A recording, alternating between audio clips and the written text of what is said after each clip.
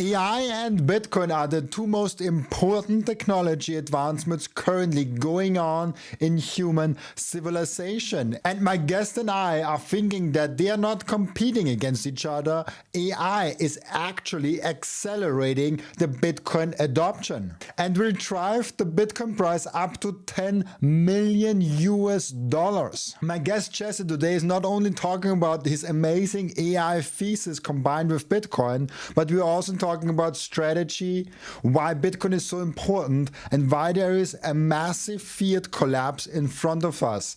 Enjoy.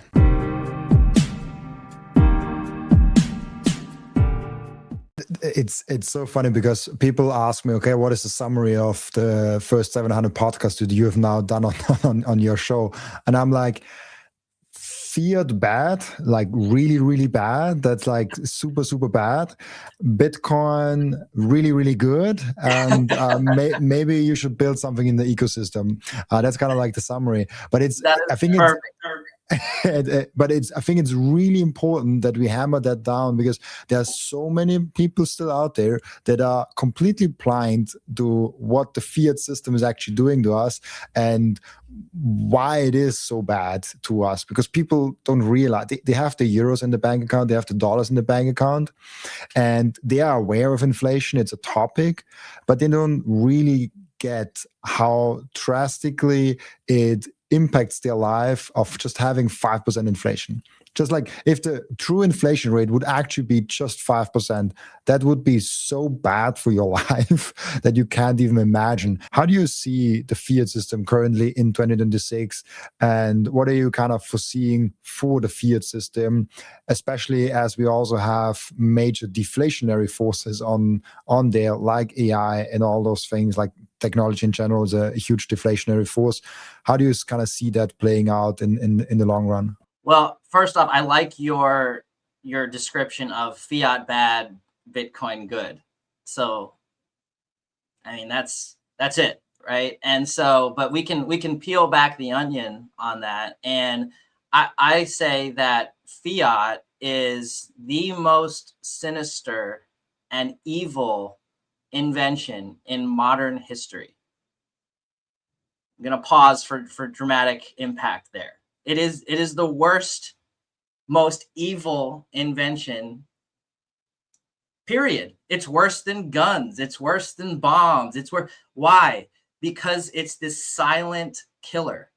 Fiat is a silent killer. And that's what we're talking about here, Robin, when you say we have to keep hammering it home, because it's by design.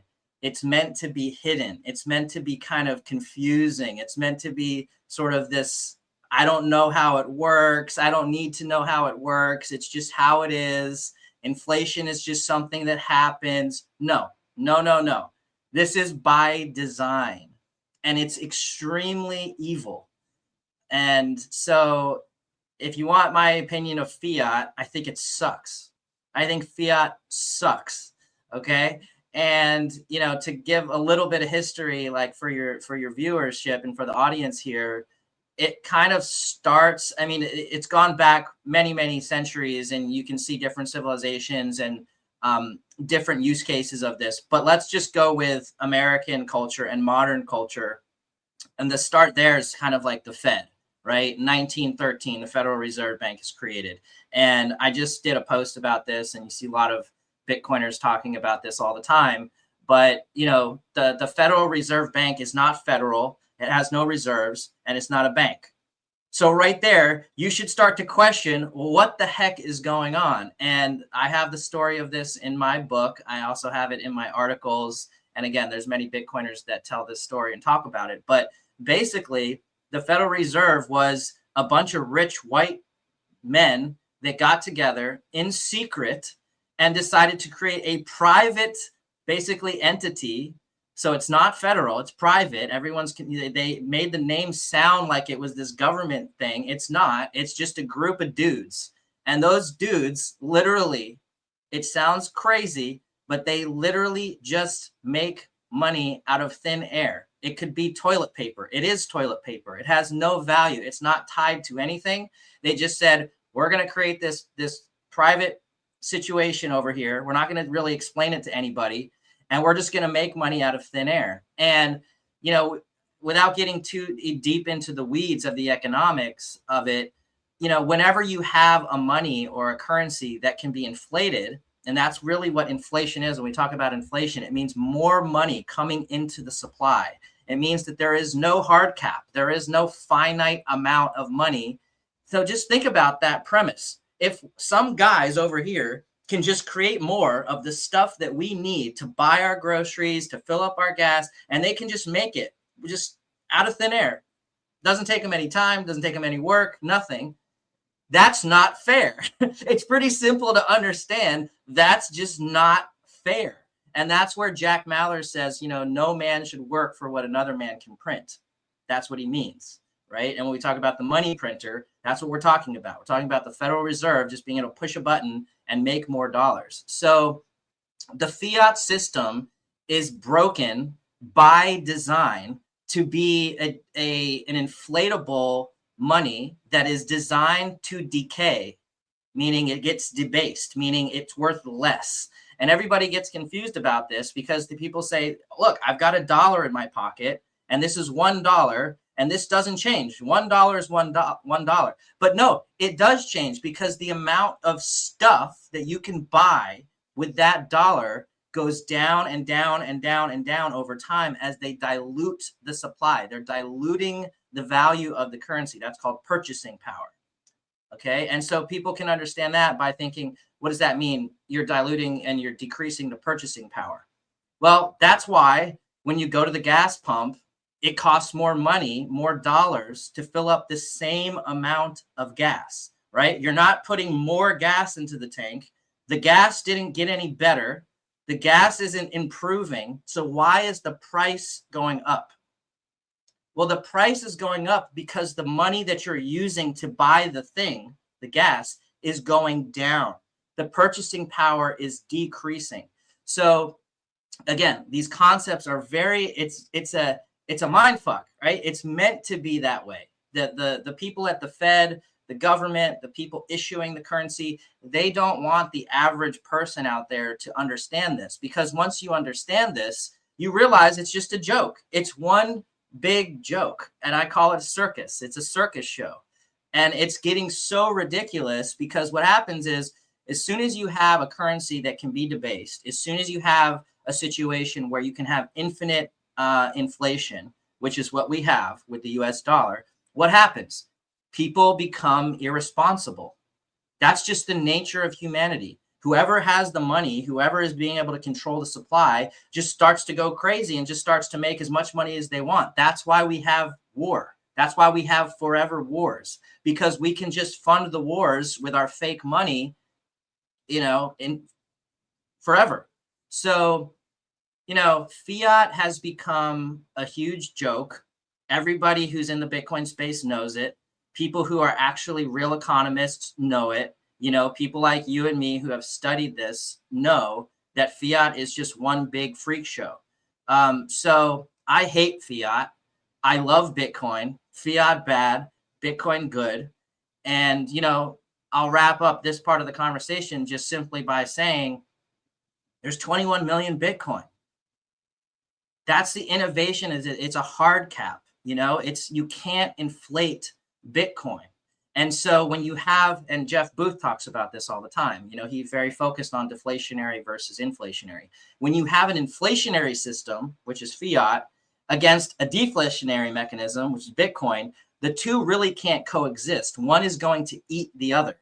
And that's what we see. We see Bitcoin literally eating fiat. It's taking over, because if you're a person like me, once you get it, it's so crystal clear. Which currency do you want? Do you want the one that's going to maintain its value, or do you want the one that's going to lose value? I'm going to choose the one that maintains its value. That's just me. So it gets so obvious that like fiat is the problem. Fiat has always been the problem. You know, if you're feeling out there, you know, if you're listening to this, you're feeling starved, you're feeling tired, you're feeling stressed, you can't afford rent, everything's getting more expensive. You don't understand why the more you work, it seems like the less you're able to achieve. Well, guess what? There's a core problem. It's called fiat. It's so clear, because like and it's there's such an information asymmetry out there, because most people don't understand that, and only a few people actually do. And that's why and people talk about Bitcoin. It's such an information asymmetry also with Bitcoin itself, because only a few people actually know what Bitcoin is for. They still think it's some fancy thing that you can buy for your portfolio a little bit here and there, and like maybe you can speculate on it or you can trade on it and all of those things. That's literally how like 98% of people look at Bitcoin, maybe even like 99. And so once they start understanding what it actually is, this is where then Bitcoin gets priced properly. And I'm curious actually how you think about that, because I still feel most people will never really get Bitcoin. It will be through vehicles like maybe Stretch and like treasury companies, maybe like IOUs on top of Bitcoin and all of those things, how people actually will use it. And I always encourage people to do self-custody. I always encourage people to be on the base layer. I just think it's a minority of people that would actually do that. And then the Bitcoin price discovery really starts. I still think we haven't even hit the price discovery actually of Bitcoin, because not a lot of people know what it really is. There's nothing really happened so far in Bitcoin. We just like building the small like foundational steps of Bitcoin, like the same way I compared it with the invention of the car. The car needed 30 years to have the same speed as the horse. So from first car to like the first car that got the same speed as the horse with one rider on there, it took 30 years. And I think we're in the first like 1, 2, 3 decades of Bitcoin, where we were just building out the basics, and we haven't even hit the like price discovery, mainstream kind of adoption. As how do you see like the adoption of Bitcoin in that regard? Absolutely. Again, not surprisingly, we are 100% aligned, and I'm an entrepreneur. So I study this. I study the adoption curves of new technologies. The car is a great example. I've done a fair amount of research on that. Did you know this, Robin? Back in the day, when cars were just getting started, there were laws, I think it was out in Britain or somewhere in Europe, where this is real. If you had a car, and this was still, like you said, in the early days when most people were using horses or horse and buggies. And so you had, dirt roads, and you had, it was kind of messy, and there were horses running around. And what you had to do is, if you had a car, someone had to get out of the car and wave a red flag in front of the car as the car was rolling down the road to let people know, as a warning, hey everybody, there's a car coming. That was a law. By law, somebody in the vehicle had to get in front. I mean, it's just you think about that and you just go, that can't be real, but that was real. And it's very hard for people to comprehend, again, the adoption of something that is this deep, the protocol level invention, such as Bitcoin, the base layer of money. It's going to look clunky. It's going to be difficult for people to understand in the early days.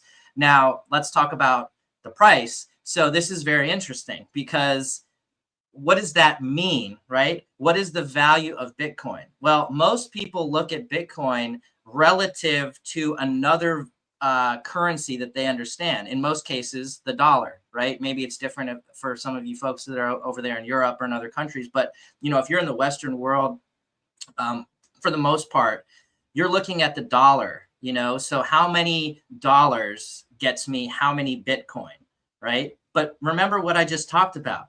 The dollar is constantly decreasing in value. The purchasing power of the dollar is changing all the time, because there's an infinite supply. So what I like to say is Bitcoin has no top because fiat has no bottom. Understand? So the dollar is going to keep decreasing in value. So it's all relative. That's another thing that people don't understand. Price is a relative term.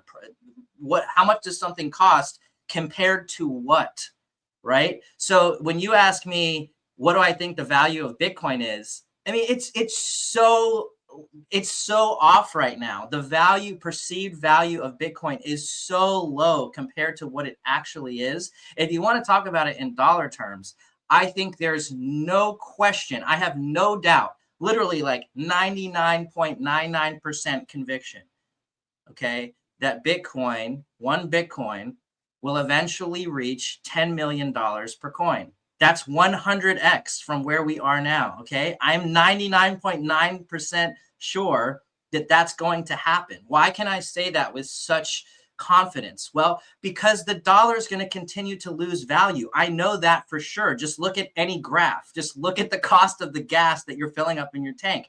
The dollar's worth less. So if the dollar has no bottom, how high can Bitcoin go? It can go forever. It can go up forever. And that's why people like Michael Saylor just bought, I don't know when this is going to air, but as we're recording this, Michael Saylor just bought another $1.2 billion of Bitcoin. He doesn't care how much it costs in dollar terms. He wants the coin. He wants the Bitcoin. Why? Because he knows that that Bitcoin is going to continuously appreciate in value relative to other inflatable currencies like the US dollar and gold, which most people say, oh, it's not inflatable. Yes, it is. The supply of gold goes up 2% on average per year. So it's like there is no other currency, there is no other asset, and there is no other protocol like Bitcoin, which ensures that we have a fixed supply. And this is why I call Bitcoin the base layer of money, the only real money, and the only measuring stick for value that has ever existed. I love that so much. There is no other measuring stick. Bitcoin is the measuring stick. I love that so much. And I wasn't aware of that red flag, and I just looked it up. That's crazy that this was a thing. I give this to people because of the stats around that is actually crazy. How long it also was actually a law. It's not that it was just there for like a year or so. It was there. So it was called in the UK. It was called the Red Flag Act, which is crazy, right? Which is a crazy name in itself, because red flag now has the meaning on all of that in the modern world. Yeah. But it was mandated from 1865 to 1896. 31 years. Is that crazy, right? 31 years. And now here the speed limit: restricted vehicles to 2 miles per hour in cities and 4 miles per hour on the countryside. Like, the car no longer makes sense. You can just walk or run like that. That has no, it's crazy. Having those things, it was reality. And I think this is kind of because people always overestimate what's currently right now here, and then they're like, okay, so this will always be like that. So Bitcoin will always be speculative. Bitcoin will always be volatile. Bitcoin will always be kind of seen weirdly from the government eye. They might just do something with that and all of those things. No, it won't. Look at where the car got. Look at where the internet got. Look at the electricity. All of those things have kind of the same adoption curve and the same hurdles in the beginning. And I think people don't get how long it takes for something to be established. 31 years for such a law to be appealed. That's just crazy. And I think they called it, what was it there? Emancipation Day, when it was back allowed for cars to travel at higher speeds without a person walking in front of it. That's just such a ridiculous law. It is. Isn't that amazing? Isn't that just so amazing? It's such a great example, because it's literally, for us now in 2026, it's almost unbelievable. We almost just can't believe that that's real. And it's a perfect example that tracks directly over to something like Bitcoin, where these things just take time. And that's why, again, I have so much respect for people like Michael Saylor, because he sees it. There's a very, very few people can see into the future this far. And so he's making these bets that people go, yeah, he's crazy. He's crazy. No, he's not. He's smarter than you. He's more intelligent than you. He's able to look into the future better than you're able to look. And so I'm trying to be the guy that, you know, pulls back the curtain for everyone and says, look, you can see the examples in history. And it's all about looking back. If you want to understand the future, look backwards. It's a very interesting phenomenon. If you want to understand what the future holds, look back. And, you know, this is an example that's so interesting where, I mean, even today, right? That was the 1800s. Now it's 2026. And what's happening?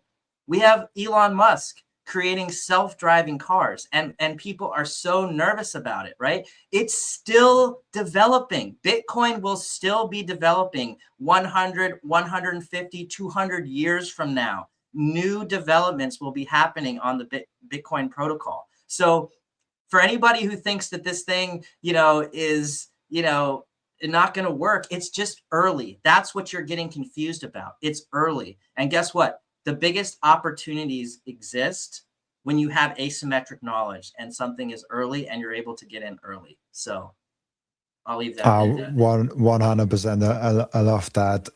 It's very true. I have, because you mentioned Saylor and treasury companies 1-2 times, I'm just curious how you think about that. How do you look at treasury companies and especially strategy? Well, first of all, the word treasury, or the term treasury company, is problematic because nobody knows what that means. I don't know what that means. Do you know what that means? So that's a huge problem right now. And so I'll answer the question by saying that I think Michael Saylor is a genius.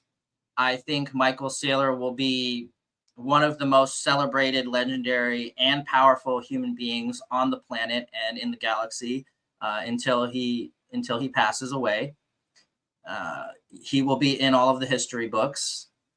He's a visionary, and he's been able to essentially see the future, like we just talked about. He knows where this is going. And so what did he do? He did what I just said. He looked backwards to see the future. And then he's building through that. He's building through that pain. And he's building through that pain by creating the arbitrage opportunity that is that transfer from the fiat world to a Bitcoin world. He knows that fiat loses and Bitcoin wins. And those two things are at odds, and he can make money off of that because, very simple, Bitcoin's better. That's it. Michael knows Bitcoin is better. So what's he doing? He's putting products into the existing system that allow people who don't understand, right? Like we said, most people don't understand Bitcoin, and they'll never understand Bitcoin. What do they understand? They understand US dollars. They understand the money that they work with every day, that they use every day to pay their taxes, to buy their groceries. And so Michael just said, okay, great. I'm going to create financial instruments that allow people to basically get some kind of return off of that arbitrage, because he knows Bitcoin is better. So he knows that there's always going to be, over the long period of time, he knows there's always going to be, you know, a surplus of value created by the Bitcoin compared to the dollar. And then he just gives some of that back to the user. He's like, okay, cool. Bitcoin's doing great. Big surprise. Here's a little bit of that. And, you know, it's like, for someone like me, I'm not going to really mess around with that too much, because I'm just going to buy the underlying asset. I'm going to buy Bitcoin. I'm going to use different tools at the base layer. But for most people, they want to interact with a stock, right? They want to interact with something that's denominated in dollar terms. They want to understand they're getting a percentage return, right? And it's like, you know, it's like Saylor knows that Bitcoin is 99% off. He knows that this thing is going to the moon. So he's like, sure, I'll give you 11.5%. No problem. You know, that's easy. And so it's like, it's so obvious to someone like me, you know, when you see what he's doing. He's just very, very brilliant. He's very adept at building these financial products. He's moving quicker than anyone can possibly move. And he's got a moat because the magic of Bitcoin, it's a finite supply. There's only so much you can get. I mean, this guy is potentially going to get up to 1 million coins. So, I mean, he just bought like another whatever it was, like 18,000 coins or something he just bought for $1 billion. He doesn't care. He's going to raise as much money as he can in fiat, and he's going to keep getting more Bitcoin, and he's going to keep offering some return to the peons, to the regular folk, and he's gonna be a bazillionaire, and good for him. I love I'm a huge fan of entrepreneurship, of capitalism in the general sense of the idea of capitalism. There are some bad things about it, but look, like, we need entrepreneurs, we need builders, we need creators, and I love Michael Saylor. I haven't met him personally. Hopefully I will at some point. I know he's going to be in Prague, so maybe I'll run into him there. But, he's just, I have nothing but respect for someone like Michael Saylor, who gets, when you're this early and you have this much conviction and you're so bold about it, you're going to get a lot of haters. You're going to get a lot of people that say, oh, whatever sort of negativity they want to throw. And I've been an entrepreneur long enough to know that you just say whatever, and you put your blinders on and you go build. And I'm really proud of Saylor. I'm really impressed by his ability to bring things to market that work. Stretch is doing incredibly well right now. They're breaking all kinds of records right now with that product. And, he just built a good product. He found product market fit, and he's leveraging the arbitrage opportunity that Bitcoin provides. If you live in Europe like I do and want to buy Bitcoin the right way, check out Relai. Relai is a Bitcoin-only platform with no distractions, no shitcoins, just a BTC. It's also the easiest way I've found to do what actually works: buying Bitcoin on a consistent basis. Relai is also self-custodial. They never have the keys to your Bitcoin. No freezing of your assets, no counterparty risk, no rug pulling whatsoever. I have been a long-term fan of Relai, not only because it's incredible, easy to use and very beginner friendly, but also because it just works. If you want to get started with Relai today, click the link down in the pinned comment or in the description, and once you have downloaded the app, type in Robin in the referral code section of the app to save 10%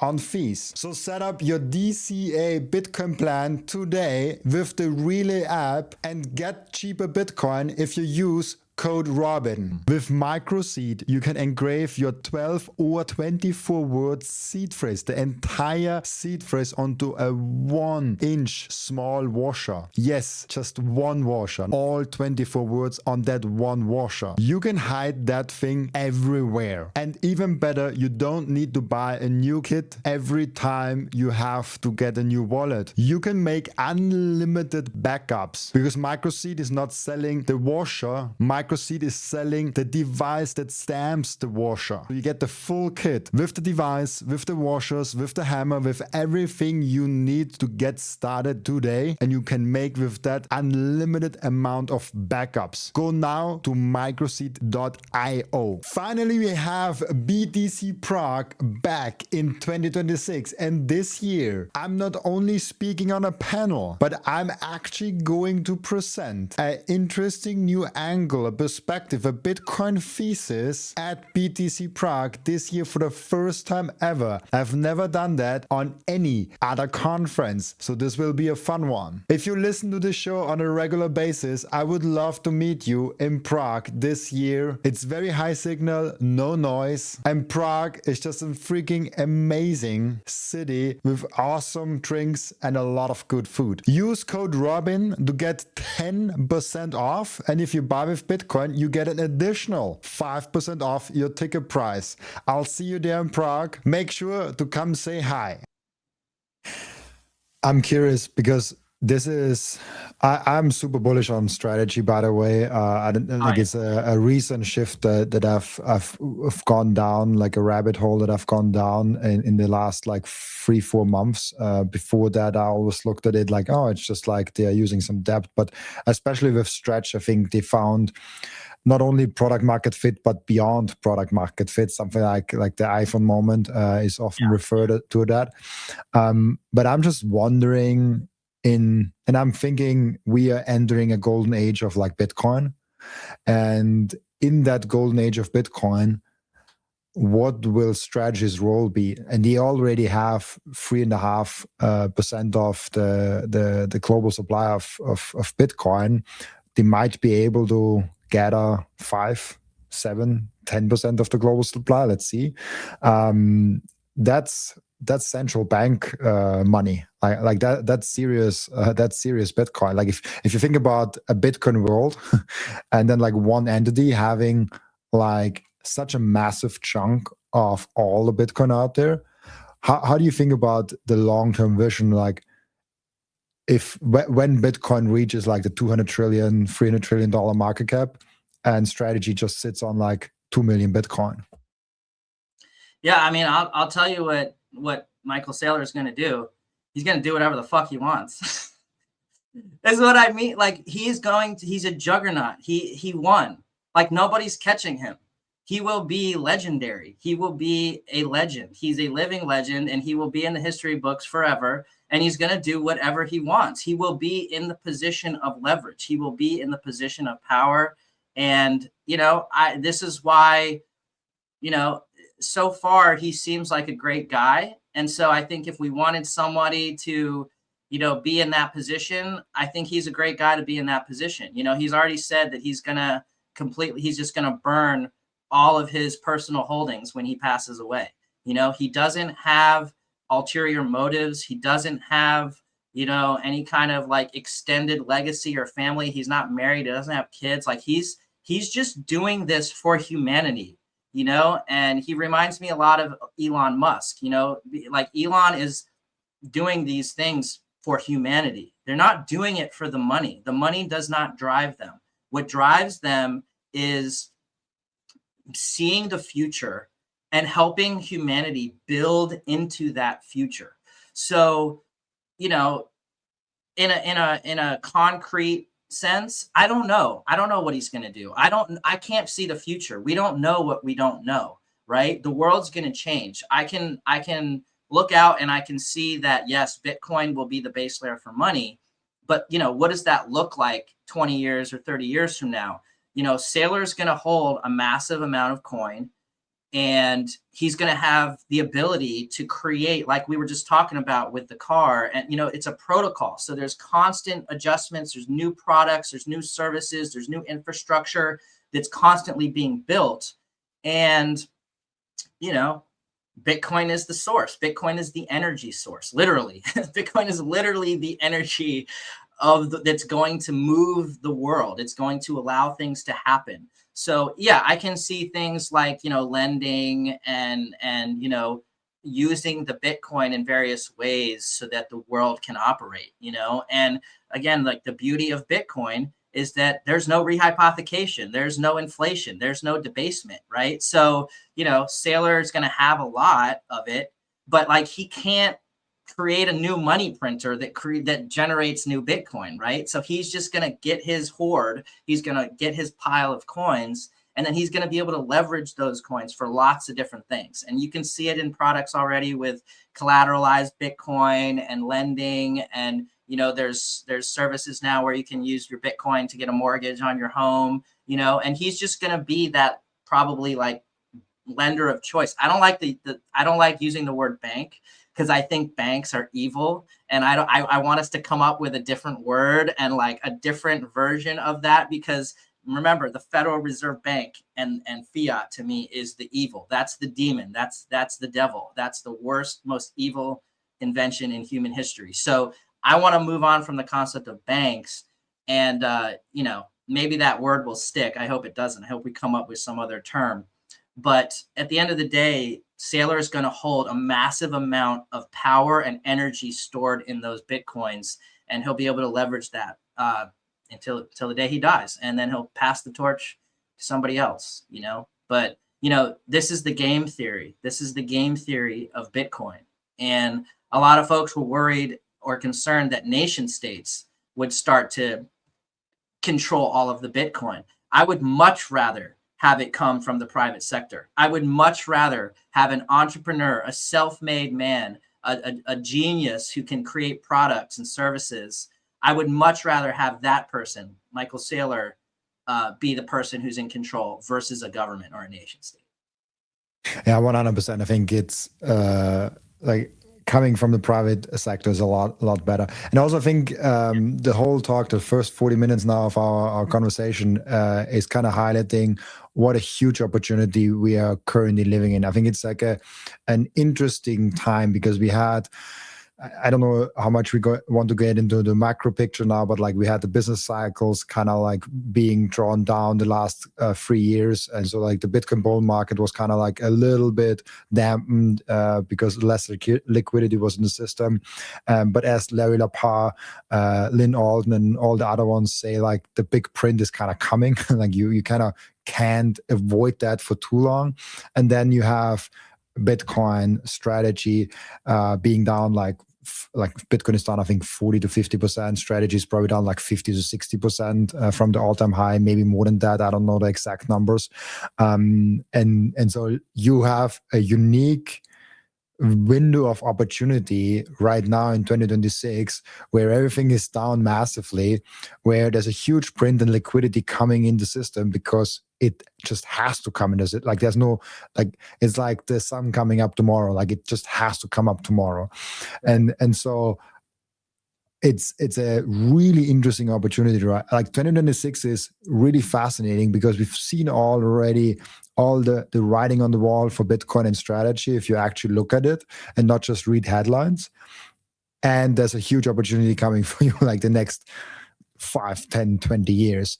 How do you look at the 2026 specifically as like an interesting time window where we've seen so much proof of Bitcoin, but still such an early price? We're like the same price level as we were like 5 years ago. Yeah, great question. I would say this is the best, most risk mitigated opportunity to accumulate Bitcoin in the history of Bitcoin.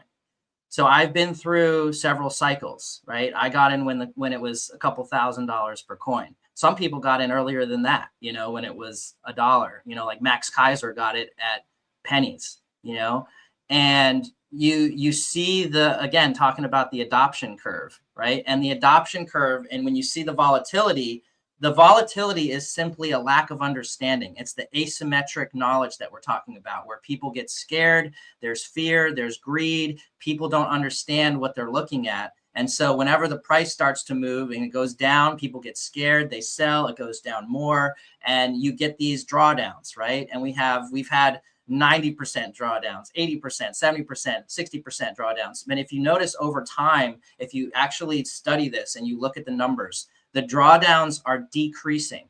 So this has been about a 50% drawdown from 120 to about 60, right? It's about a 50% drop.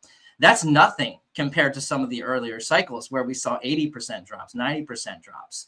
So that's very standard if you understand economics and you understand market maturation.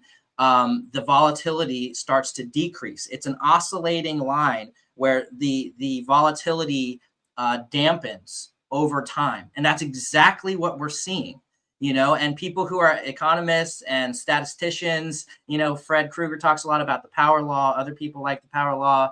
I tend to think that, yes, it's following a power law, but we might end up in an S curve or a J where it goes vertical, because it's so early. And like, we just don't, it's like the volatility is just a lack of understanding. Now, it's risk mitigated at this point. Why is it risk mitigated? This gets into the game theory and the incentive structures inherent in the protocol. That Satoshi literally engineered game theory and probabilities into the protocol itself. He is proficient. Satoshi is arguably the best engineer when it comes to incentive structures and game theory design.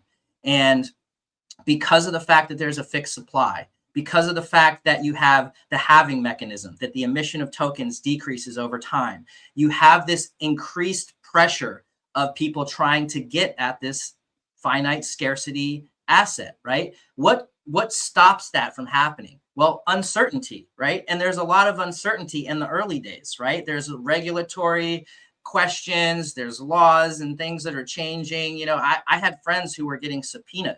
I had people, and I mean, even to this day, I've been really focused on trying to help, you know, Keone Rodriguez from Samurai Wallet, who's now sitting in jail.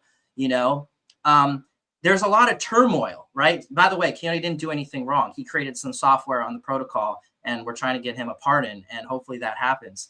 But, you know, when it comes to like where we're at in 2026, like it's not going away. That's the main point here. That's the main thing to understand. It's not going away at this point. 5 years ago, 10 years ago, I maybe would not have said the same thing. Like, could it have gotten crushed? Could it have gotten stamped out somehow? Maybe. But at this point, there's no chance. You just have to like look at the writing on the wall and understand that, you know, we're talking about a multi-trillion-dollar asset at this point. Okay, that's not nothing. It's still very small, but if you get up to trillions of dollars, people are going to start paying attention to that thing, and that's exactly what's happening. And that's, for me, I'll tell you the moment that I felt that we entered a risk mitigated phase of Bitcoin. And that was when President Donald Trump announced a strategic Bitcoin reserve. It doesn't matter if that's real or not real. The fact that he said it caused a risk mitigated situation. Why? Because as soon as the president of one of the most powerful and probably arguably still the most powerful nation in the world says, hey, we're going to stack Bitcoin, every other nation state, every other government has to now consider that. That's game theory. That's incentive structure. It means once you push the ball down the hill, the momentum doesn't stop. You cannot stop it. There is no off switch. So once that happened, and once I saw nation states coming in, and by the way, Saylor was already cooking, right? So you see it in the private sector. You're seeing it happen on Wall Street. Now you've got nation states coming in. This is a risk mitigated situation. And when I say that, that means that if you're just a regular person out there, you can be sure that, you know, 99.99% sure, you know, unless a meteor hits the world and we all die anyways, Bitcoin's not going to go away, right? And then you pair that risk mitigation with what we just talked about, that it's 99% on sale, that there's a fixed supply, that we're at the red flag stage of its development, right? We're at that place where like it's so early. Yeah, when we look back, Robin, like we're gonna go, man, 2026. That was a time you could get Bitcoin for 60 something K. Like, oh my gosh, you know, like people talk about getting it at 16K, you know, when it dropped from like 69 or something, 60 to 6 to 15. I remember when Bitcoin popped up to 20,000. Sounds crazy to people right now, but when it popped up to 20,000, it was at like 5,000 or something like that. It went up like 3 or 4x up to 20,000. Everyone was so happy during that time. I remember I had friends. We were going to Burning Man, and I was talking to friends, and he said, oh, yeah, I'm charging a Bitcoin for the work I'm doing right now. And he was like 20K. You know, he was getting 20K. It was like we couldn't believe that one Bitcoin was 20K. Now, 20K sounds like doom and gloom if Bitcoin reached 20K. The same thing is going to happen at 60K. We're going to go, oh, my God, what a deal that was. And, you know, so yeah, I think this is a period where I'm certainly trying to, for me, I get excited because I'm like, oh my gosh, Bitcoin's on sale. That's how I think of it. Bitcoin's on sale. It's 99% off. And I want to accumulate, right? That means it's time to accumulate as much as I possibly can. So when I see the situations like we have today, I'm revved up. Like I want to work as hard as I can possibly work to acquire more Bitcoin right now because it's such a risk mitigated, discounted price, if that makes sense. I love that. And what do you think actually of the nation state adoption? Because it was really interesting for me to watch El Salvador, but it was always was this kind of, it's a small country, it's a struggling country. It's kind of like, of course, they should try something. But when then the United States, with the president Donald Trump, came around and went to Bitcoin conferences and went to this Bitcoin pub in like pay his burger with Bitcoin. I don't know if you've seen it, like, but he was in this Bitcoin pub to do that. And then the vice president also comes to the Bitcoin conference. The Secretary of Health, like Kennedy, was already at Bitcoin conferences before. And like all those people in administration, I think there's like from those 12 highest people in the administration, all of them like Bitcoin. And I'm like, that's different. That's very, very different to like 2 years ago, where one guy in the administration might have liked Bitcoin a little bit if you would have gotten to talk to him privately. It's crazy how this developed. But how do you kind of summarize now, like from first time Trump went to the Bitcoin conference, went to become the president, to like what happened now? Because I feel like, and I also see it on the podcast, we haven't talked about nation state adoption for a while now. It seems to be like a topic that kind of is now in the background. How do you see that nation state adoption still going for Bitcoin this year? Yeah, to me, it's a very interesting topic. It's something that I absolutely pay attention to. You know, the news cycle is so crazy that they try to distract you with all kinds of crap, you know, like this is happening, that's happening. Now we got wars going on. We got Epstein file. We got all kinds of craziness. And guess what? In the background, there are countries stacking. They are stacking the coin. Okay. And it's, again, one of those things when you talk about risk mitigation, you have to kind of read between the lines. And Michael Saylor talks about this as well. You know, he talks about how almost everybody, certainly a lot of the important folks in the cabinet and that are around President Trump are huge proponents of Bitcoin. You know, you mentioned Kennedy, you know, Lutnick is heavily involved. You've got Bessent, you've got lots and lots of politicians that are saying, yeah, like Bitcoin is very important. I mean, Trump's whole family is crazy about it, all in on it, you know, starting companies, massive companies. You know, I think one of his sons, I can't remember, I think it's Eric, runs the Bitcoin mining company. I mean, you got to read between the lines, people. Like, it's very clear that the people in power, the people that are running the world, the nation states, the governments are doing this, right? They're stacking Bitcoin. They're accumulating Bitcoin. You might want to get some too, just an idea, you know? And it's like, you can't really listen to what the headlines are saying or what the talking heads are saying. You have to read between the lines and come to your own conclusions. And if you're able to do that, it could not be more clear that all of the folks that are in power are trying to accumulate this asset, you know, from this new protocol. And I'm glad that you mentioned El Salvador, Robin, because I visited El Salvador. I was lucky enough to be a special guest invited by Max and Stacy, who work directly with Nayib Bukele, the president of El Salvador. And Nayib Bukele, in my opinion, so I was there, boots on the ground in El Salvador at a very exclusive, exciting event called Bitcoin Historico. It's probably about 200-300 people there. A lot of the top minds in the space, a lot of the writers and thought leaders and thinkers in the space. You know, Max Kaiser and Stacy were accumulating Bitcoin and buying Bitcoin when it was under $1. Okay, so we're talking about people that know something about something. And I think here's my prediction. I think El Salvador is going to become one of the most important countries on the planet. It's a small country, but it's going to be the beacon that shows everybody what we need to do as a world, as on a global scale. And El Salvador and Donald Trump just got together just recently.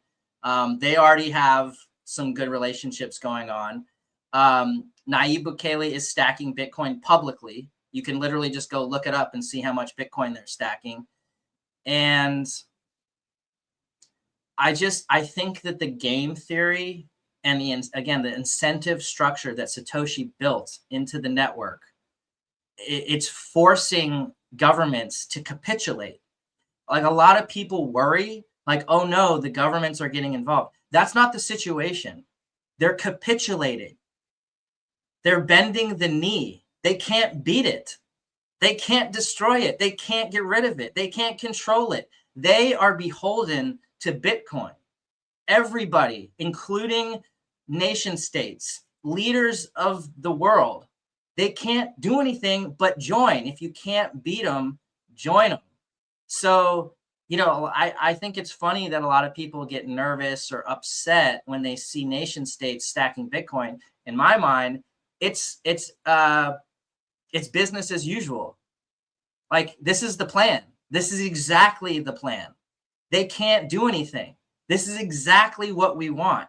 We want them to say, well, I guess we got to start using Bitcoin, And so I think it's going to be it's going to continue to be really interesting to watch and see who stacks Bitcoin, how much, who's in a position of power. There's a lot of people, because of the game theory, they don't want to say anything publicly, right? Because once we know that Russia has X amount of Bitcoin or China has X amount of Bitcoin, then the US is going to go, well, we need to have that much Bitcoin or more. And other countries are going to say the same thing. So it's this really interesting sort of quiet game that's being played. But I think it's just, I think it's perfect. I think it's exactly as we want it to be happening. And, I think you'll see El Salvador continue to do a lot of good things, and they're going to be very successful. And, the idea of like stable coins comes into this conversation, because it's like the nation states realize they have to acquire Bitcoin. They have to play the game. If they don't play the game, they're out of the game and they lose. So they have to play that game, but they also have to play the game of upholding their existing currency. So you have someone like, obviously the US is the biggest player here, because you have the US dollar, which is now like the global reserve currency. So they have to simultaneously get Bitcoin, try to get into that game, but they also have to play the game of protecting their existing fake fiat money. So what did they do? They took stable coins, right? And so now stable coins, I call stable coins the bridge. Stable coins is just the bridge from our old paper fiat system to the Bitcoin system. And who knows how long stable coins are gonna be around. Stable coins might be around for hundreds of years, but at the end of the day, everybody knows the base layer is Bitcoin. The most important thing for your Bitcoin journey is not buying Bitcoin, but it's how to keep them. And yes, you have maybe the right tools, but how do you actually go ahead and stick it all together so it's the most secure for you personally? Self-custody is a deeply personalized journey, and the Bitcoin way is helping you exactly finding that correct setup for you personally. They are also helping you with securing your own cybersecurity. And if you want to go one step above all that, you can even get a consultation for a Plan B residency. Go to thebitcoinway.com/Robin and you will get a 30-minute free consultation. I finally and officially mine Bitcoin. This is not just something to stack more Satoshis, but it's most importantly also to support the network. Individual miners are the ones that keep the Bitcoin network decentralized. And by the way, you get KYC free Bitcoin. That's why I use Simple Mining. I get an actual proper Bitcoin miner. They set it up for me. They repair it if it breaks down. And most importantly, they let me choose the pool and even connect my own full node. I'm completely sovereign and I'm completely in control, and I can sign up with Ocean, no account needed. I just give them a Bitcoin address and then there's mining going on. No KYC, nothing. So if you're ready to mine Bitcoin, go to simplemining.io, tell them you come from Robin, and let's mine Bitcoin together. I 100% agree. Stable coins is kind of It's kind of like Blu-ray. It's a little bit better than the DVDs and the CDs that we had before, but digital is coming, and MP3s are coming, and the iPod is coming, and the iPhone is coming, and that's the same with Bitcoin. Like once you experience Bitcoin, you don't want a stable coin again. Maybe you want to have a stable coin like a stretch stable coin, something like that It's for the just a bridge. mainstream. It's just a bridge, right? It's a way to create interoperability. It's backwards compatible, right? If you understand software, you build things to be backwards compatible so that you can move forward. That's stable coins. They're trying to figure out a way to make the paper and the coins that are in your pocket. How do we transfer that over into this new digital world? Stablecoin is just a peg. It's just a one-to-one mirror of the paper. So you got fake paper, fake coins. Let's attach that to fake digital coins, which are stables, right? And then everything will track down to the real value, which is Bitcoin.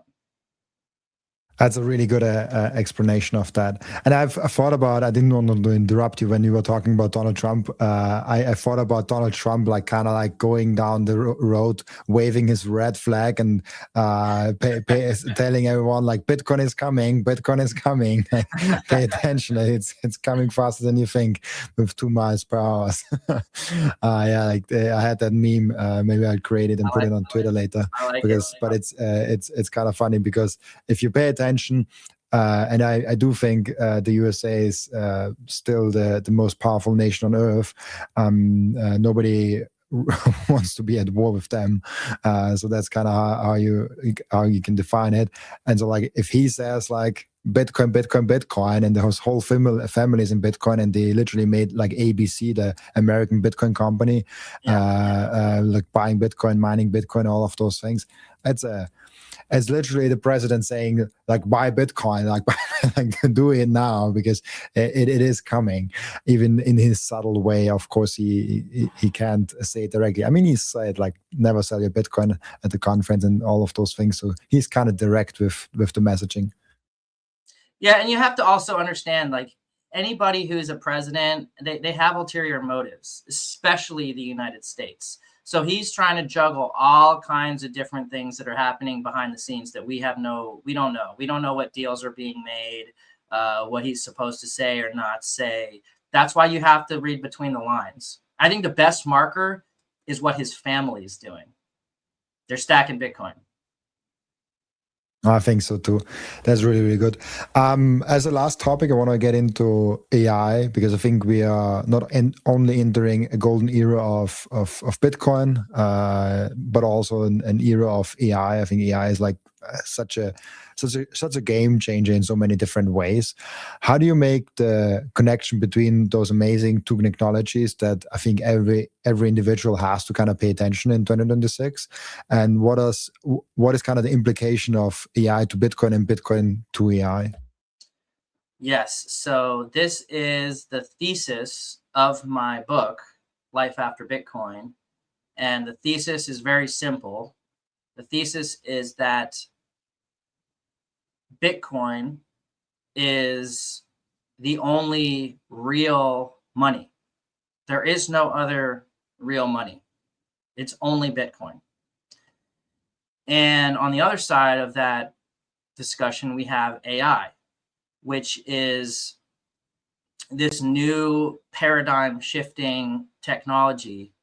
And we already see this happening, where AI starts to basically just take over, right? Like, it can do everything.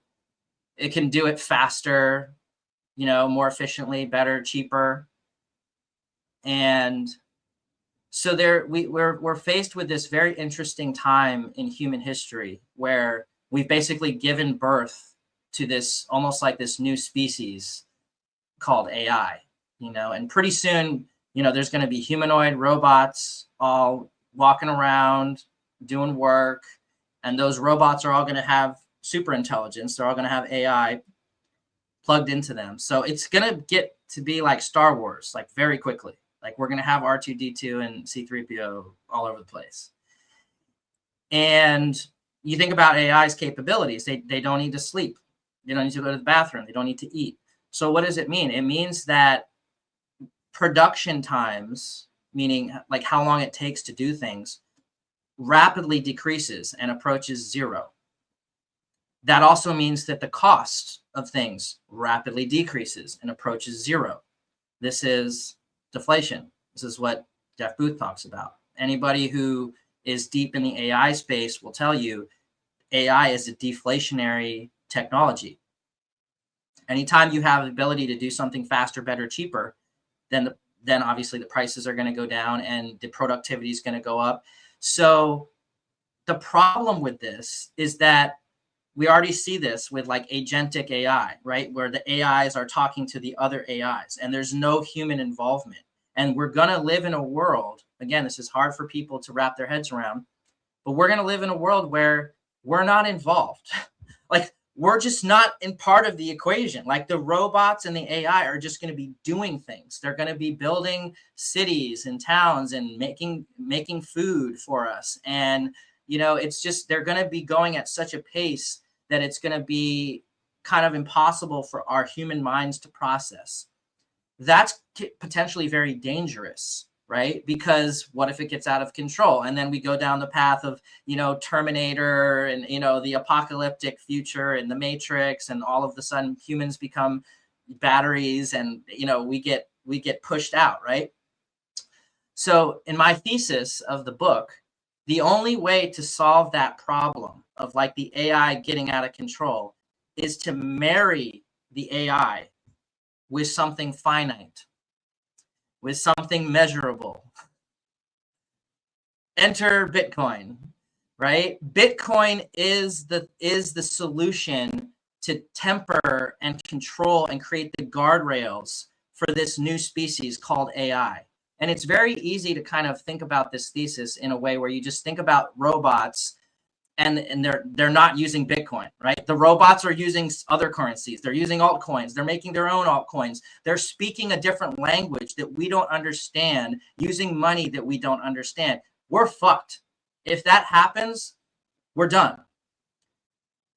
If by contrast, all of the robots are using Bitcoin, we're good because we can see everything. It's on the ledger. It's the same currency. It's used all over the world, on Mars, on other planets, all across the galaxy. And it's one currency, one ledger, immutable, fixed, finite.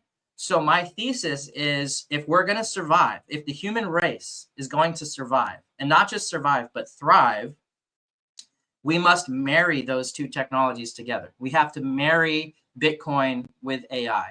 And there's good news, because the AI already prefers Bitcoin. We've asked the AI, and you'll see all the reports if you really want to dig into this, where the AI knows that Bitcoin, because the AI is smarter than us, right? The AI is smarter than us already. So the AI knows. The AI is like, yeah, Bitcoin is the money.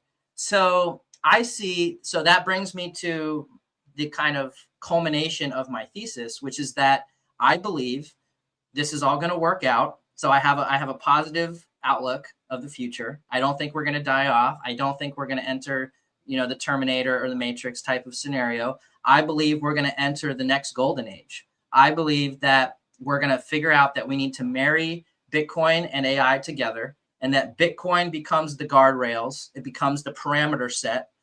AI becomes the engine, the productivity engine, unlike anything we've ever seen. And so you marry finite scarcity with infinite abundance.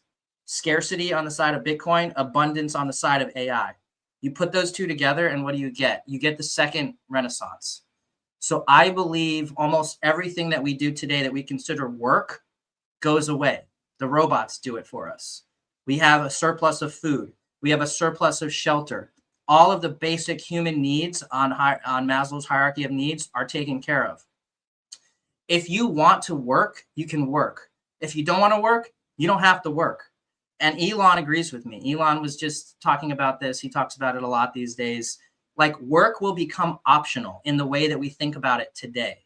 Meaning, he used a good example of like vegetables. Like, if you want to have vegetables, you could just have vegetables. The robots will be creating the vegetables, so we can go get vegetables like for free. They're just going to be there. if you want to have a garden and you want to do the work to create your own vegetables, like you can do that work, right? But it's optional. So we enter a world of abundance. And I believe that in this new world, it's going to be what I call the golden age.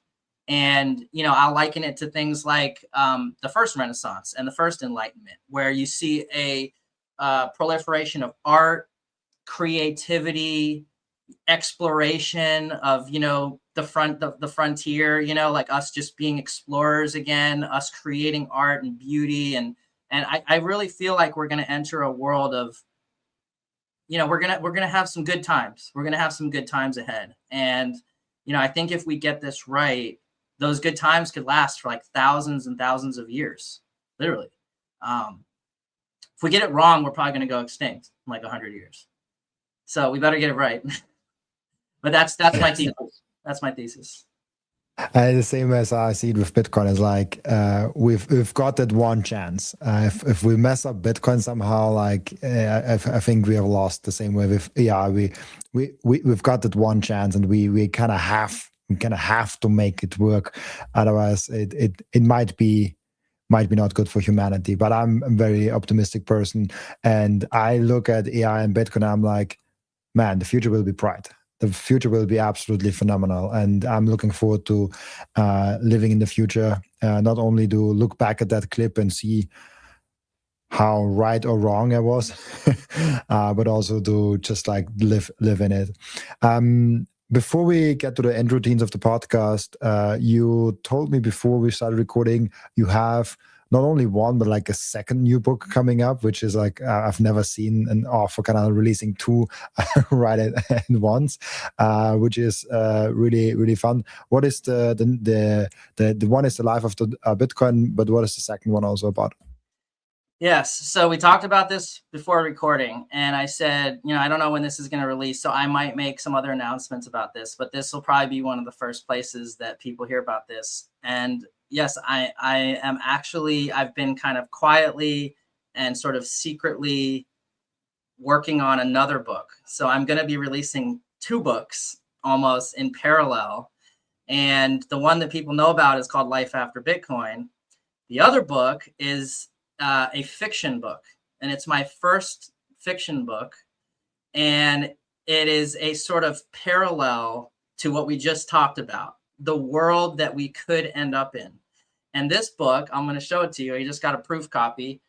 It's called Hive Mind. You can see that. Hive Mind. And it's kind of like a post-apocalyptic Black Mirror. So it's a potential negative, right, outcome. Okay. And it's like a near future. And I'll just lay out the basic premise. The basic premise is that we kind of got it wrong. Okay. We kind of got it wrong. And what happened is the world is being run basically by celebrities, influencers. It's all based on who gets the most clicks, right? It's just in this engagement farming world gone mad, right? And so you don't have governments. You have these like crazy over the top influencers, and the influencers are controlled by an all-knowing AI. So the AI is telling the influencers what to do. And there's a lot of poverty, you know, there's a lot of slums. It's all just like the haves and the have-nots. It gets the K-shaped economy just goes completely crazy. And, you know, the hero in the story is this girl named Amy. And you can basically go and you know, tweet, you can post on the system, and it goes out to everybody, right? But everybody's really scared about what to post, because if you show any dissent, right, you're out, you're going to get killed, you're done. And she does this post, and she's just honest. And she says, this is all bullshit. The world is all fucked up. This is ridiculous. And the post just goes viral. And she gets so popular that the AI has no choice but to actually support her, because now she's becoming one of the influencers. And so it's this push-pull. And she basically ascends. She ascends through the social caste system, going from the slums all the way up to the most powerful woman in the world. And she has a decision Do I destroy the AI? Do I burn down the whole thing? Or do I become another, what they call queen bees? So there's a hive mind, and you become a queen or a king bee if you have enough influence, if you have enough followers. So that's the premise of the book. It's really fun, and of course I used AI, right, to write the book. And so I did it very quickly, very efficiently. It's been an incredibly fun process. And I'm planning on talking about my process, you know, because I'm a writer, I'm a publisher, I've written a lot of books, I've published a lot of books for other folks. And using this model, it's really fun to create fiction books. And I think we're entering a world where like books are going to have a resurgence, like talking about the golden age. Like I think we're going to have more books, we're going to have more stories, you know, we're going to have more artwork, we're going to have more music. So yeah, that's Hive Mind. Really excited to, and it's going to be something that I kind of give out to people for free. I think in the beginning, it's going to be like a kind of like a bonus with my other book. So anyways, yeah, thanks for giving me the space to talk about that. And, you know, I think we're entering a really exciting future. I don't think it's something that we need to be scared about. I think we should be excited about it. And Robin, I just appreciate you. I just want to thank you for doing all the work that you're doing. And I hope that we get to hang out in person in Prague. We will. It's always a hectic time, but I'll make sure to bring it in somehow in Prague. I just wanted to say, I think this is the opportunity just to be very safe, to subscribe to this channel, to like the video, because in case we get to this future, I, with my Arnold Schwarzenegger voice, can make sure to destroy the AI in the future. Like it's just like that's the only thing I was thinking about all the time when you were speaking. I was like, that's my chance. Like I want to destroy that AI. I love it. I love it. I love it. You're channeling Schwarzenegger. The accent is beautiful. Yeah, I hear it. I hear it a lot. Back to the chopper. Get to the chopper. Yeah. We have two routines. We have one question to ask each and every one of my new guests, so like a guest that haven't been on the podcast before, that I asked each and every one of the new guests. And the question is, what can we learn from you besides Bitcoin? First thing is that I'm a father, and just don't underestimate the power of humanity.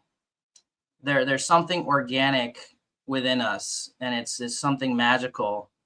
And, you know, I live my life sort of thinking about the future for my daughter. So I encourage everybody to like enjoy your own humanity. You know, we're very interesting species, and there's something about our ancestors and then continuing on, you know, through procreation. And so whether you're a parent or not, whether you plan to have kids or you don't have kids, just pay attention to humanity and find some love for humans, because we're pretty special beings. And then the second piece is about advice.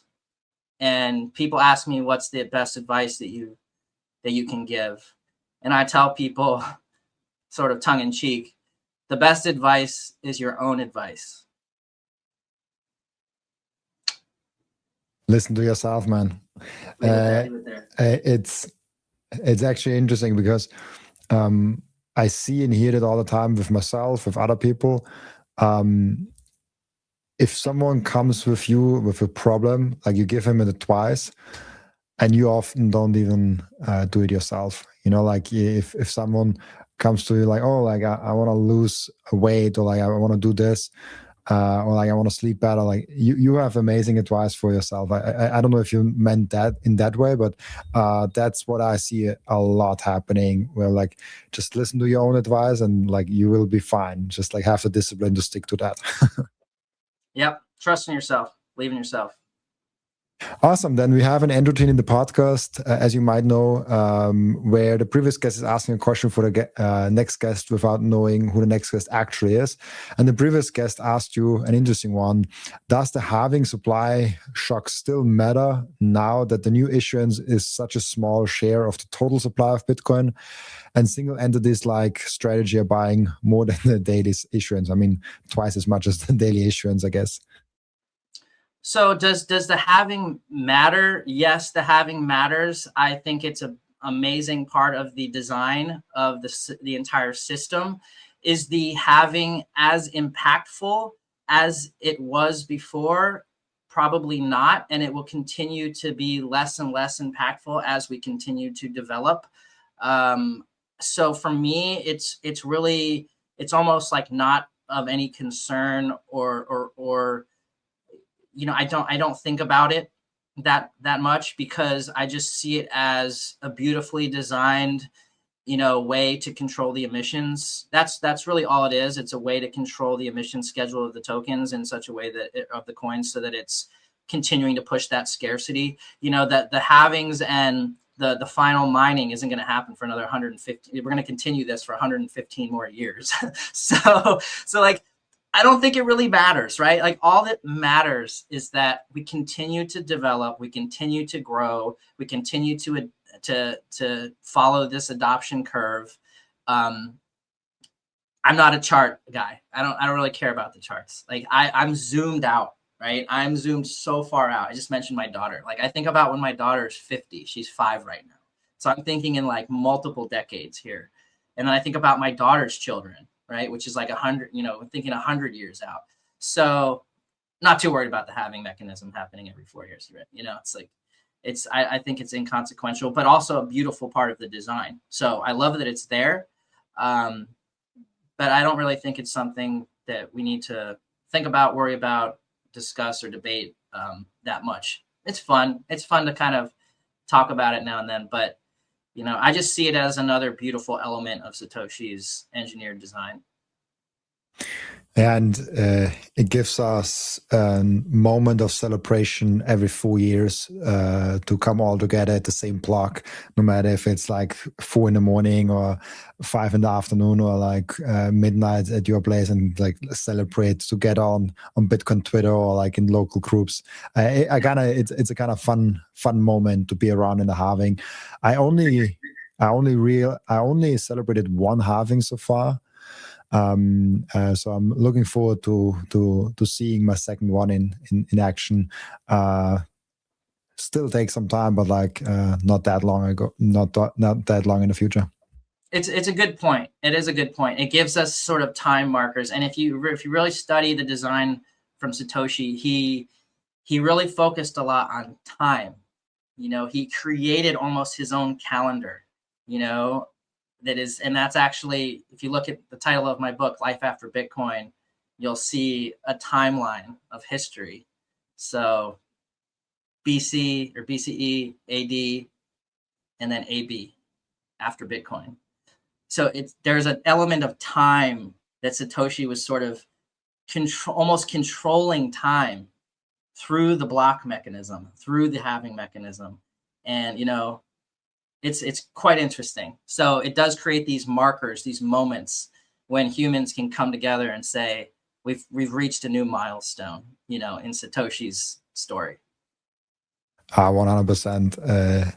We also call it the time chain. So yeah, there's a reason for that. Thank you so much, Jesse, for being on the podcast. Before I let you go, where can people find you, your books, the things you're doing, and reach out to you to ask you questions?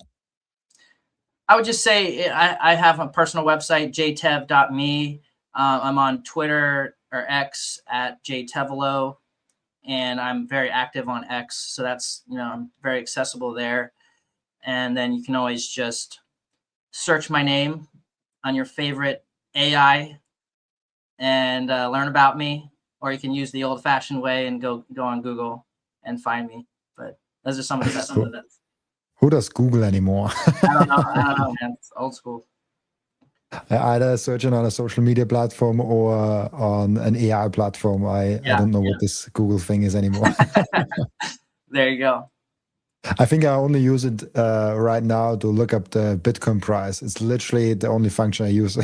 I noticed you used it to look up the red flag. I was like, why aren't we using a AI tool for that, man? Come on. But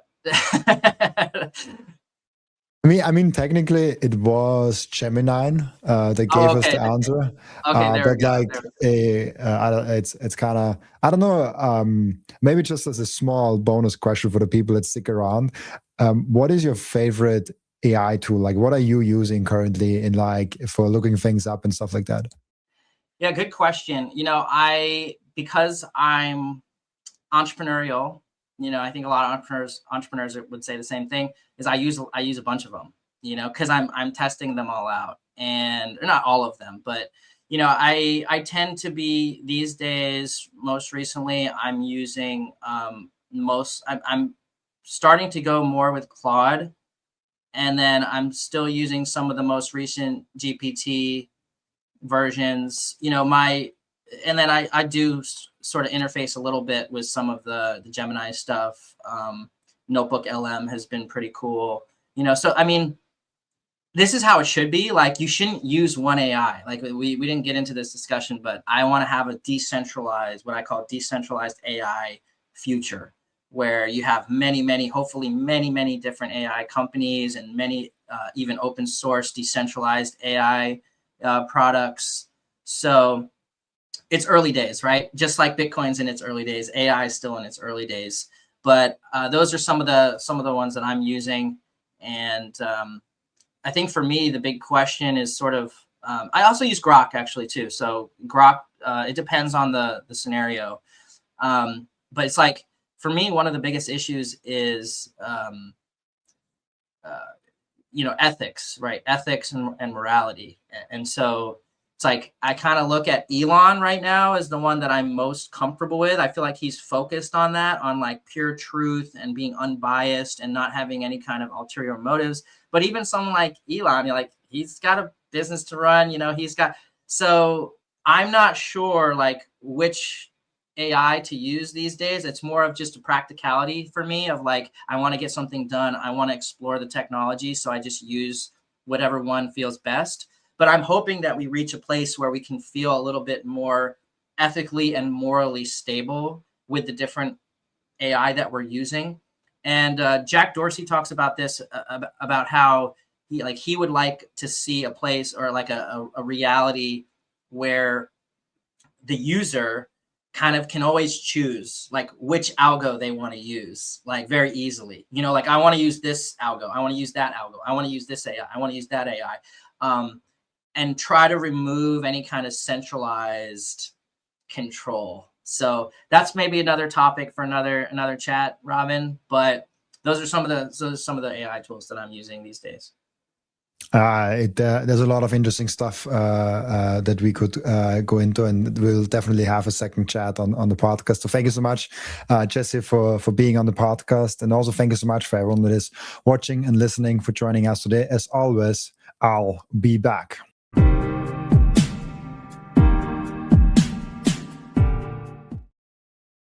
This content is for educational and entertainment purposes only and does not constitute financial advice.